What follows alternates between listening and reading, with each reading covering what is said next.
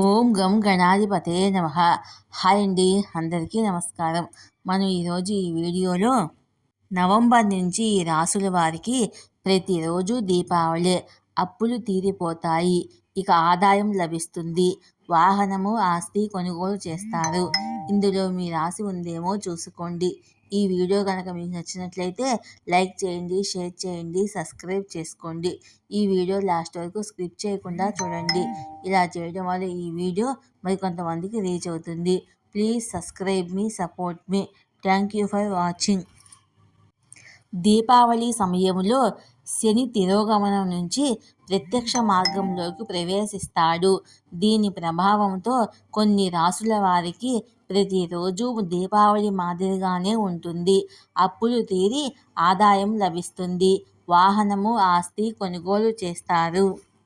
న్యాయదేవుడు శని ప్రస్తుతం తిరోగమన దశలో కుంభరాశిలో సంచరిస్తున్నాడు. మరికొద్ది రోజుల్లో ప్రత్యక్ష స్థితిలోకి రాబోతుంది.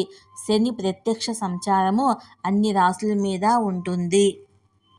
శనిగ్రహము సాయంత్రం 5:09 కుంభరాశిలో ప్రత్యక్ష మార్గంలోకి వస్తుంది. శనిదేవుడు జూన్ 2024 నెలలో తిరోగమనం చెందాడు. ఇప్పుడు దీపావళి తర్వాత ప్రత్యక్ష స్థితిలోకి రాబోతుంది.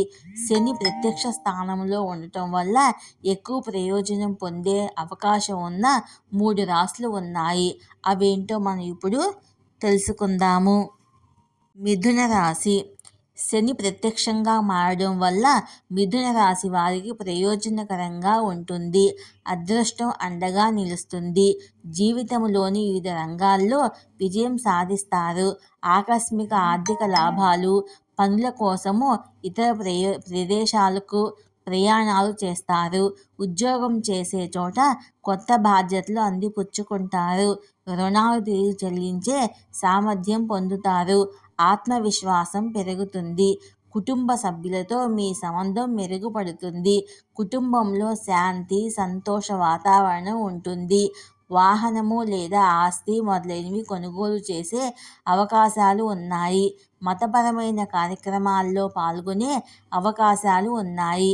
పోటీ పరీక్షలకు సిద్ధమవుతున్న విద్యార్థులు తమ ప్రయత్నాల్లో తప్పకుండా విజయం సాధిస్తారు.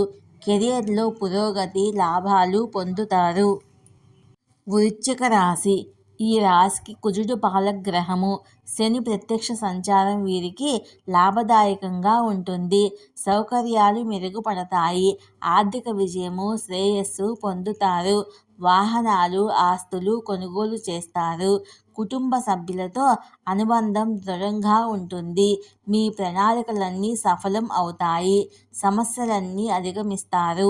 ఉద్యోగస్తులకు ఇది అనుకూలమైన సమయము. కార్యాలయంలో మీ ప్రతిష్ట పెరుగుతుంది. వ్యాపారస్తులు భారీ లాభాలు పొందుతారు.